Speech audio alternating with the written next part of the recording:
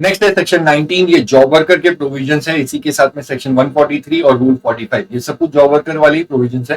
तो तीन दोनों सेक्शंस और ये एक रूल सब कुछ हो जाएगा। तीन ब्रॉड कॉन्सेप्ट आपको दिख रहे हैं ब्लू बॉक्स में, मैंने डाल के रखा है। ये जॉब वर्कर को अलग अलग सेट में पढ़ते हैं। पहला सेट है procedural requirements for sending the good to the job worker. दूसरा, जब गुड जॉब वर्कर के पास में भेजे तो कितने टाइम पीरियड में वो वापस आ जाना चाहिए या फिर वहां से डायरेक्टली सप्लाई कर देना चाहिए। और तीसरा, what is the procedural requirements for sending the goods from the job workers premises directly to the customer. उसके लिए कुछ प्रोसीजर्स है, वो देखेंगे। प्रिंसिपल जब जॉब वर्कर के पास में गुड्स भेजता है तो उसको क्या क्या कंप्लाई करना होगा, इसको इस डायग्राम का, मैंने जो फुल स्क्रीन डायग्राम था उसका एक सेक्टर के हिसाब से आपको बताता हूँ। जब भी प्रिंसिपल जॉब वर्कर के पास में गुड्स भेजता है, सेंड करता है, तो वहां पे क्या क्या होगा। प्रिंसिपल सबसे पहली बात तो इनपुट और कैपिटल गुड्स को खरीदता है और उसको खरीदने पे वो आईटीसी ले लेता है।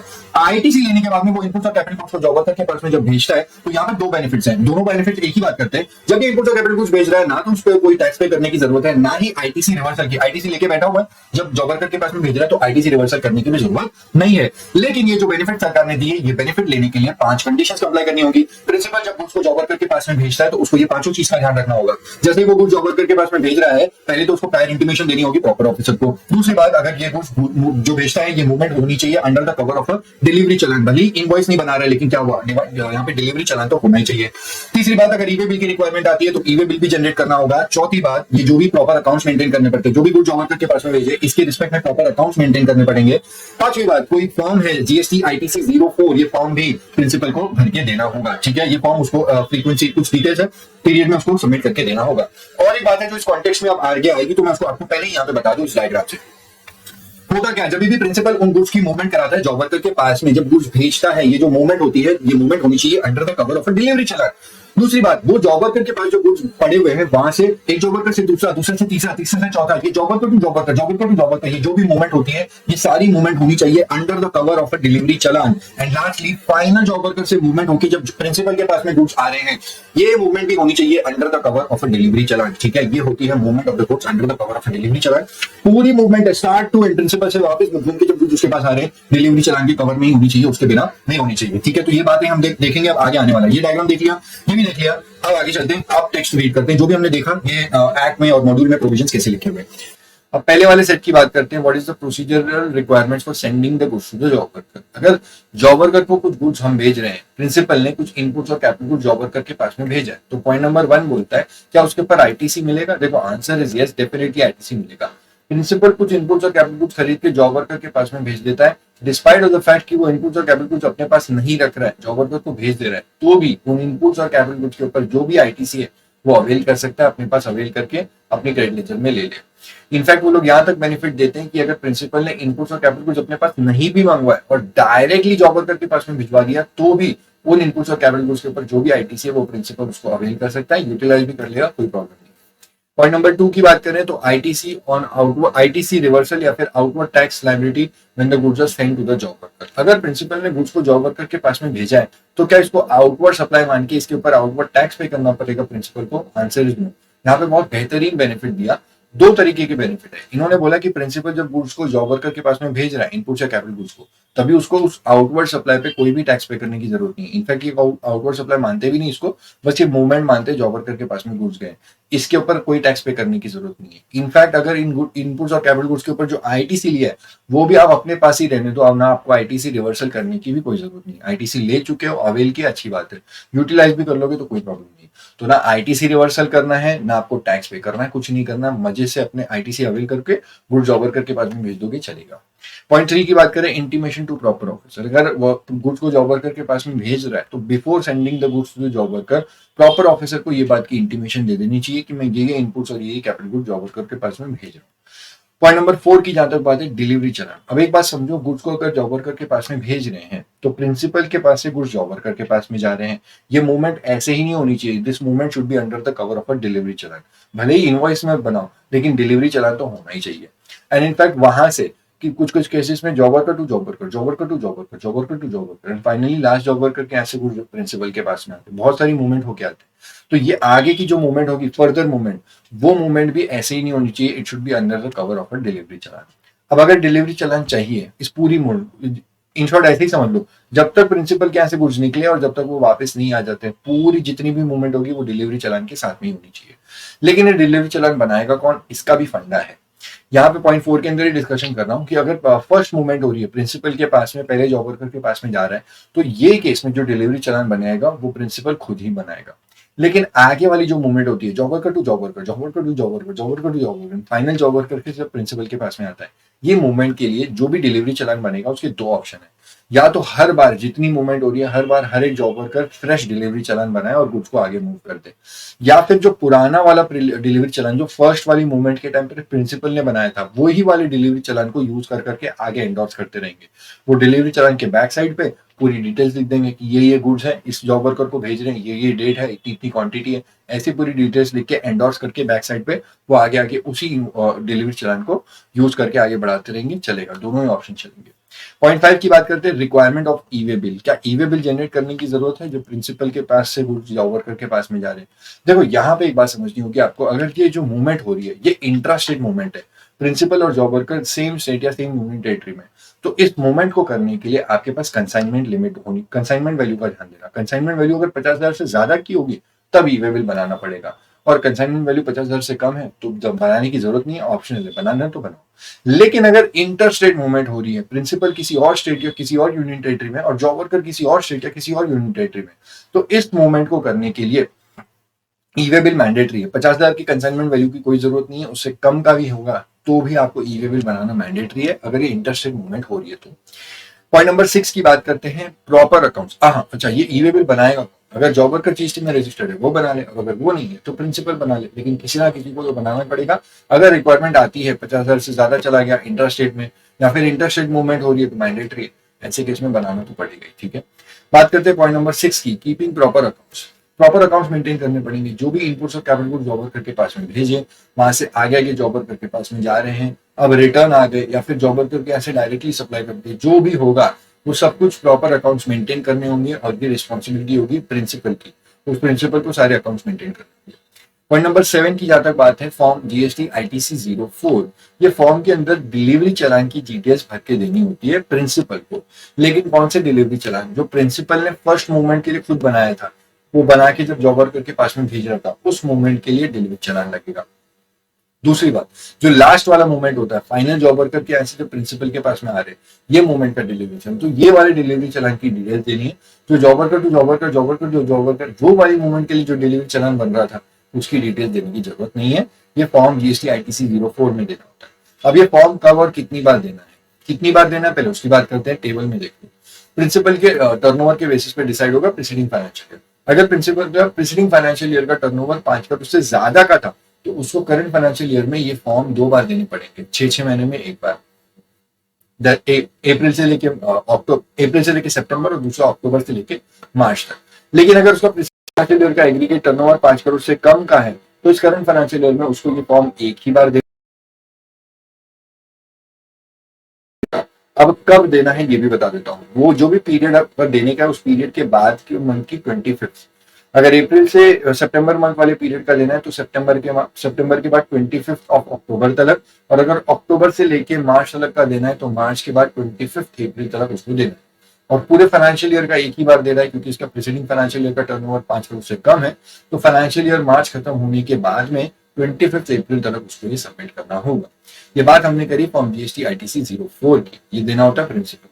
अब बात करते हैं time period within which the goods send to the job worker must be receive back, या फिर वहां से डायरेक्टली सप्लाई भी कर सकते हैं। यहाँ पे दो ऑप्शन है, जो गुड्स जॉब वर्कर के पास में भेजे इनपुट या कैपिटल गुड्स, उसके लिए आपको ये दो ऑप्शन है, या तो प्रिंसिपल उन गुड्स को वापस अपने पास मंगवा ले या फिर वहीं से डायरेक्टली कस्टमर को सप्लाई कर दे, दोनों चलेगा। लेकिन टाइम लिमिट मेंटेन करना पड़ेगा, कुछ टाइम लिमिट है, उतने टाइम लिमिट के अंदर ही या अपने पास मंगवाना पड़ेगा या फिर उतने टाइम लिमिट के अंदर ही वहां से डायरेक्टली सप्लाई करना पड़ेगा। अब मैं जो तुम्हारे साथ डिस्कस करने जा रहा हूँ वो ब्रॉडली ये डायग्राम देखो, डायग्राम से मैं फर्स्ट ऑप्शन तुमको यहाँ पे कन्वे करना चाह रहा हूँ। दैट मींस जॉब वर्कर के यहाँ से अगर गुड्स को वापस मंगवाना है तो क्या फॉलो करना होगा, कितना टाइम पीरियड है, क्या कुछ है।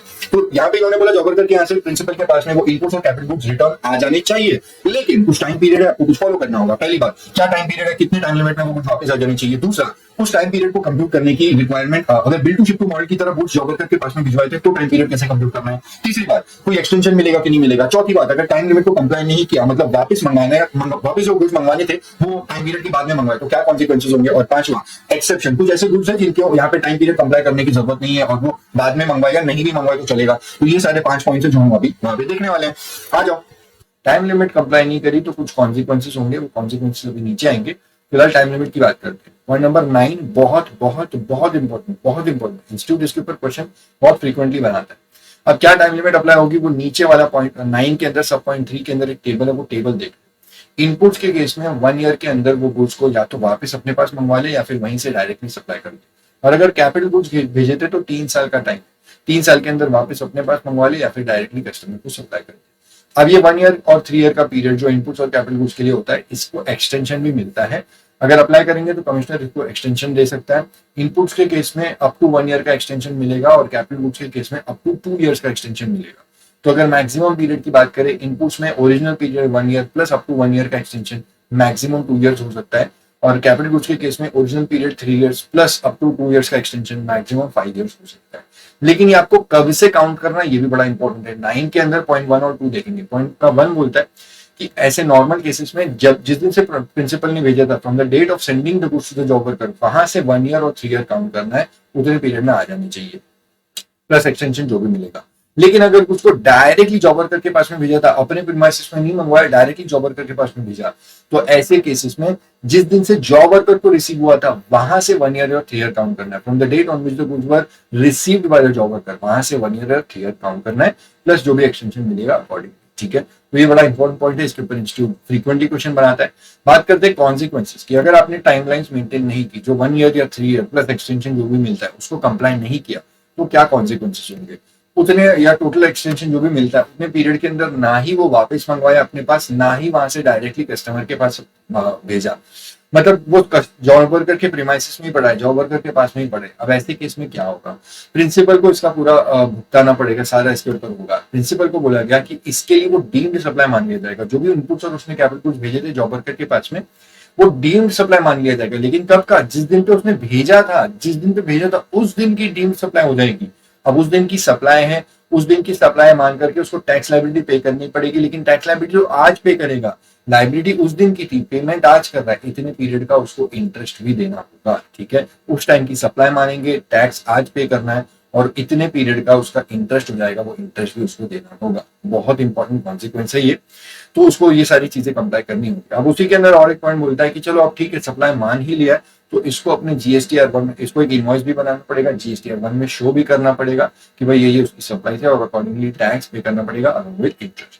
अब नीचे ब्लू बॉक्स की बात करते हैं। ब्लू बॉक्स में बताया गया कि अगर वो जॉब वर्कर के पास में गुड्स पड़े हैं और मान लो वहां से प्रिंसिपल के पास में गुड्स रिटर्न आ रहे हैं, तो क्योंकि अब सेंडिंग को एक सेपरेट ट्रांजेक्शन सप्लाई मान के उस पर टैक्स वगैरह सब कुछ लगा दिया, तो रिटर्न वाले मूवमेंट को भी एक सेपरेट ट्रांजेक्शन मानेंगे। ये मानेंगे कि जॉब वर्कर एक्चुअली उन गुड्स को सप्लाई करके प्रिंसिपल के पास में भेज, तो अब जॉब वर्कर सप्लायर है वो उसके ऊपर GST पे करेगा और प्रिंसिपल रेसिपेंट है वो उसका ITC ले सकता है। जो भी जॉब वर्कर ने GST लगाया उसका ITC वो ले सकता है। ठीक है, तो ये बड़ा इंपॉर्टेंट कॉन्सिक्वेंस है। अब बात करते हैं एक्सेप्शन की। कुछ ऐसे केसेस है, कुछ ऐसे गुड्स है जिनको वापस लाने की रिक्वायरमेंट नहीं है, ना वापस लाना है ना वहां से डायरेक्टली सप्लाई करना है। और टाइमलाइन छोड़ो, ऐसा नहीं 1 ईयर 3 ईयर, कभी जिंदगी भर में मत लाओ, लाओ ही मत, चलेगा, खत्म हो गया चलेगा, कोई प्रॉब्लम नहीं है। ये 5 ऐसे गुड्स है, moulds, dies, jigs, fixtures and tools. इन 5 गुड्स के लिए कोई भी टाइम लिमिट अप्लाई नहीं होता। 1 ईयर 3 ईयर एक्सटेंशन ना वापस लाना है ना डायरेक्टली सप्लाई करना है। ठीक है, और अगर ऐसा कुछ भी नहीं है तो अगर आप नहीं भी लाते हो तो आपको कोई भी कॉन्सिक्वेंसेस फेस करने नहीं पड़ेंगे। ठीक है, ये एक्सेप्शन थी। अब बात करते हैं आगे, पॉइंट नंबर सिनेरियो, मतलब सेट नंबर 3। ये वो सिनेरियो जहां पे गुड्स को डायरेक्टली जॉब वर्कर के ऐसे कस्टमर को सप्लाई कर रहे हैं, तो कौन सी चीजों का ध्यान देना।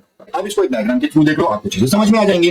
प्रिंसिपल ने क्या किया, वो गुड्स जो जॉब वर्कर के पास नहीं पड़े थे वहां से अपने पास नहीं मंगवाया, वहां से डायरेक्टली सप्लाई करवाना चाहता है कस्टमर को। क्या वो कर सकता है? आंसर इज डेफिनेटली कर सकता है। इसमें भी आपको ये 4 चीजें का ध्यान रखना पड़ेगा। पहली बात, टाइम लिमिट का कंप्लायंस करना होगा। जो भी गुड्स जॉब वर्कर के पास भेजे थे, जब से भेजे थे वहां से 1 ईयर 3 ईयर या फिर एक्सटेंडेड पीरियड के अंदर वो डायरेक्टली सप्लाई हो जानी चाहिए। दूसरी बात, यहाँ पे जब वो जॉब वर्कर के यहाँ से डायरेक्टली सप्लाई करवाना चाहता है तो उसको जॉब वर्कर की प्लेस ऑफ बिजनेस को अपनी additional place of business APOB ऐसा करके डिक्लेयर करना होगा। पॉइंट नंबर 3 में बताया कि फिर कुछ एक्सेप्शनल केसेस है जहां पे एपीओबी डिक्लेयर करने की जरूरत नहीं है। और पॉइंट नंबर 4 बात करेगा वेस्ट एंड स्क्रैप की। जॉब वर्कर के यहाँ पे कुछ वेस्ट एंड स्क्रैप जनरेट हो गया इस प्रोसेस के दौरान, तो कुछ वेस्ट एंड स्क्रैप का क्या होगा, ये 4 बातें होंगी और तुम्हारा ये जॉब वर्कर खत्म। ठीक है, आ जाओ इसको देखना यहाँ पे फटाफट। पॉइंट नंबर 12 बोलता है कि अगर डायरेक्टली सप्लाई करना ही है जॉब वर्कर को, वहां जॉब वर्कर के यहाँ से कस्टमर को, तभी भी आपको टाइम लिमिट का टाइमलाइंस कंप्लाई करनी होगी। मतलब 1 ईयर या 3 ईयर के अंदर अंदर ही वो डायरेक्टली कस्टमर को सप्लाई हो जाना चाहिए। प्लस अगर एक्सटेंशन मिल रहा है तो उस एक्सटेंशन का टाइम आपको ध्यान में रखना पड़ेगा, लेकिन उस टाइम पीरियड के अंदर ही वो डायरेक्टली सप्लाई हो जाना चाहिए। और अगर नहीं हुआ तो फिर आपको कॉन्सिक्वेंसेस का सामना करना पड़ेगा, जो भी हमने ऊपर देखा। पॉइंट नंबर 13 बोलता है कि अगर जॉब वर्कर के यहाँ से डायरेक्टली कस्टमर को सप्लाई करना ही है तो एक काम करो, आपको जॉब वर्कर की प्लेस ऑफ बिजनेस को, उस प्रिंसिपल को जॉब वर्कर की प्लेस ऑफ बिजनेस को अपनी ही एडिशनल प्लेस ऑफ बिजनेस ऐसे डिक्लेयर करना होगा। लेकिन ये डिक्लेरेशन, मतलब ये डिक्लेयर करने का 2 एक्सेप्शन है, 2 ऐसे सिनेरियोज है जब ऐसे केस में सप्लायर के जॉब वर्कर के यहाँ से डायरेक्टली कस्टमर को सप्लाई कर दोगे without even declaration of job worker place of business as the additional place of business, तो भी चलेगा। मतलब जॉब वर्कर की प्लेस ऑफ बिजनेस को अपनी एपीओबी डिक्लेयर करने की जरूरत नहीं है। केस 1, एक्सेप्शन 1, जब जॉब वर्कर को जीएसटी में रजिस्टर्ड है तब आपको नहीं करना है। दूसरा, जब principal is engaged in supply of such goods which is notified by commissioner, तो कुछ नोटिफाइड गुड्स को सप्लाई करता है प्रिंसिपल, ऐसे केसेस में जॉब वर्कर की प्लेस ऑफ बिजनेस को अपनी एपीओबी डिक्लेयर करने की जरूरत नहीं है। पॉइंट नंबर 14 की बात करते हैं, वेस्ट एंड स्क्रैप। बड़ा ही मस्त प्रोविजन है। अगर जॉब वर्कर के यहाँ पे जो भी इनपुट्स और कैपिटल गुड्स को वो प्रोसेसिंग वगैरह करता है, वहां से वापस भेजता है, जो भी करता है, लेकिन वहां पे ना बहुत सारा वेस्ट और स्क्रैप जमा हो जाता है। अब वो वेस्ट और स्क्रैप का क्या ट्रीटमेंट है? अब वेस्ट और स्क्रैप की 2 ट्रीटमेंट है।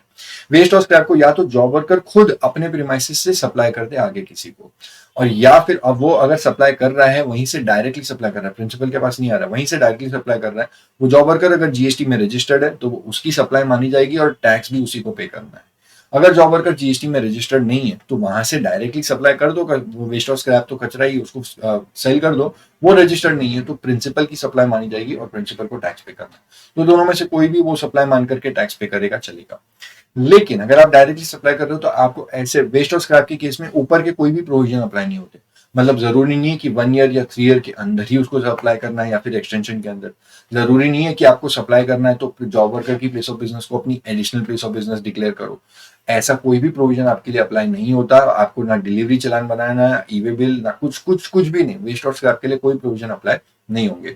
ऑप्शन भी है, या तो जॉब वर्कर सप्लाई कर दे, उसका सप्लाई माना जाएगा, उसी को टैक्स पे करना है, या तो प्रिंसिपल वहां से डायरेक्टली सप्लाई कर दे, उसका प्रिंसिपल का सप्लाई माना जाएगा, प्रिंसिपल को टैक्स पे करना है। ठीक है, ये पूरे सेक्शन 19 के प्रोविजन है जॉब वर्कर। अब देखते हैं हम लोग सेक्शन 20 आईएसडी।